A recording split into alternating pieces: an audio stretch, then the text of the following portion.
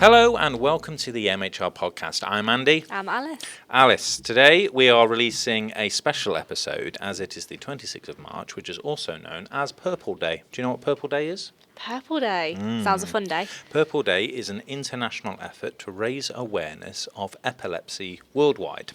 And that's why this week, to talk about epilepsy and to talk about what businesses should consider and employees should be aware of, we have a very special guest, friend of the MHR podcast, MHR colleague, and all-round epilepsy expert and advocate. One intro. Wow. Joe. I should clarify, I'm not a doctor or anything. I'm just a boy. But no, so I have epilepsy itself. I suppose that's a good qualifying factor. But I've also been a volunteer and I'm a trustee of the charity Young Epilepsy. They help children and young people with epilepsy up to the age of 25. I'm 25 next year, so I don't know what happens when I hit 25. Long forgotten by then. But I've done stuff for them for about 4 years now, including sort of lots of video content, podcasts similar to this, but stuff as well like volunteering at workshops with sort of younger people with epilepsy. I was at a conference in February for them as well, so I just do all this really cool stuff relating to epilepsy awareness and getting the messages out there that we have. Well, also don't undersell yourself as well. I mean, you've been on the BBC One show talking about all this stuff. So we're quite small fry for you right now. So I appreciate you taking the time to talk to us, even though you work with us, so we've made sure you do. But I thought it was a really interesting topic to talk about. We talk about a lot of really important causes and making sure we're raising awareness about a lot of important things. And we try to make sure we put this in a kind of a business and employer context. Obviously, this being a podcast about HR, payroll, finance, learning, and what the world of work is about.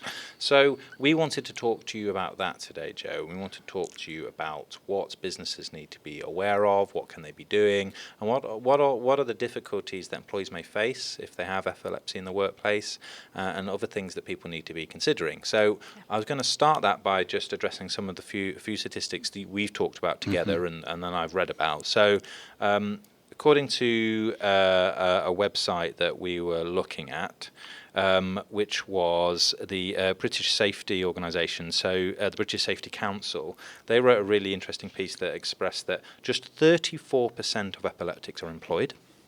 60% of people with epilepsy had experienced unequal treatment or discrimination at work because of their condition, and 33% have been bullied because of it.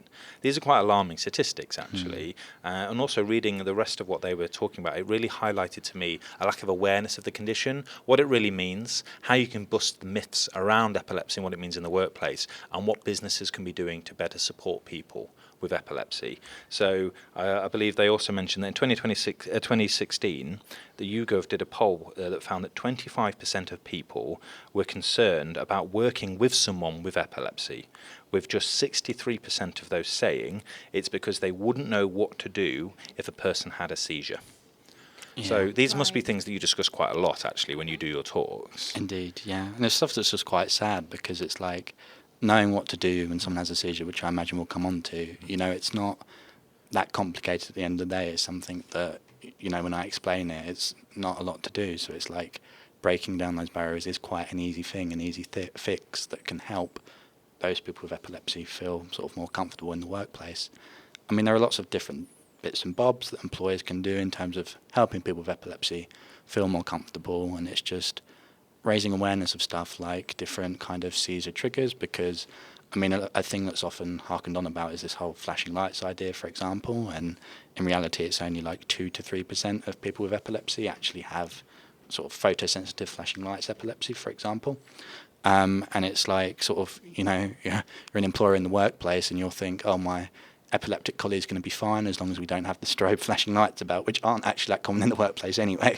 But it's stuff like there are so many other contributing factors, things like tiredness, things like stress, things like just in general, people suffer from memory problems, focusing problems, mind blanks, especially when doing long-form conversations. So we'll see how this goes. But it's just stuff like tiredness and stress. Everyone has that in the workplace, but someone with epilepsy without kind of mitigating sort of factors, that can make them more prone to a seizure. I see. And you've mentioned for the past couple of years that you've been involved with raising this awareness. Have you seen that there's almost an increased awareness of epilepsy now, along with other neurodivergent conditions? I think sort of Probably in the past a decade or so. There was the Equality Act of 2010, I think, which sort of solidified kind of a lot of rights and stuff and things like that. But it is just, there's still a lot of misconceptions, a lot of misunderstandings. It's like the fact that when you say seizure or fit, you probably think of someone dropping to the floor and having sort of the conventional shaky seizure kind of thing, but there are over 60 types of seizure, and they all manifest in different ways, be it sort of blank staring into space that kind of looks like daydreaming, random twitches, random tics that all kind of have that effect, and people don't understand that's epilepsy. So as much as sort of I'm having these conversations over the past few years, there's, and it is improving, and I think employers are more understanding now than they certainly would have been, years ago, but there's still a way to go just in breaking down misconceptions and starting conversations and helping people with epilepsy feel comfortable and indeed get into the workplace in the first place. Like that 34% statistic is just so low compared to the general population. Isn't it? Yeah. This is just a question from myself on it. How are organisations, should they be expecting people with epilepsy to come forward with this? Should people with epilepsy feel obliged to have to share this with employer? What level of, and I assume for a lot of different people, epilepsy everyone has a very different experience with it. It's not just the same for everyone. What should be the expectation from employees to communicate their condition and what support they need from a business? It's a really difficult sort of thing because some people are very, very private about it and kind of want to brush it under the rug. I mean, for some people, it might not be a big deal at all. Their seizures might be very well controlled, never not had a seizure in decades, but they still are formally kind of epileptic, and so they might not want to reveal that to an employer. Me, I'm very open about the fact I have epilepsy. I've not had seizures in a couple of years now, which is great, but I'm still open about it because I want people to kind of just be aware of it in general. I think the onus is on the person with epilepsy to raise the topic initially with an employer. I remember I did that literally in my first week here because I knew I have an annual doctor's appointment that I go to, and it's like, I thought, I should probably bring that up. So it's just, if the person with epilepsy does that, then that's where you kind of discuss with them what they want. They might feel more comfortable if just their manager is aware of what to do if someone has a seizure. There are some arrangements where you have with HR where there's like I think it's called a seizure readiness plan or something like that, where basically that person with epilepsy can explain their individual kind of, everyone's seizures are different, what a person would need to do if someone had that kind of seizure and how they can then help. So I think it's very much needs to be employee-led. I don't think the employee should tell HR on the first day and then HR decides to send a message to the whole, so I worked in marketing, to the whole marketing department to do this, and this, and the seizure. It should be up to the person with epilepsy to decide that. Right. Interesting. It's quite interesting hearing that then, that it should be employee-led. It's almost that, them taking the step of how they want to, because I think Andy and I, we speak quite a lot about kind of the HR, they should take responsibility and what they should be doing, but kind of flipping it on its head, it's new to hear actually, no, employees, they can, come into their employer and say, look, I need this support, this is how I'd like it to be done. So I think it shows a different side that employees are allowed to drive how they would like, I guess, personal information to be shared. I do really think, though, a big part of that still on the side of the employer is the person with epilepsy needs to be comfortable going to their employer and talking about it in the first place. They can't feel like, I'm going to come and tell my employer this because it's important to me. Yeah. But they're either going to be like, they're incompetent, they can't actually do this and this, which epileptics can still do loads of things that people without epilepsy can do. Yeah. So they don't want to be babied either. It's a really tricky balance. There's two sides, right? And that's why it's complicated, because actually, regardless of what it is, if it's epilepsy, if it's something else, a company needs to make sure that it feels like it's welcoming its employees to communicate what support they need and that they can communicate and ask for what they need from their employees. So that's a bigger thing. Yeah.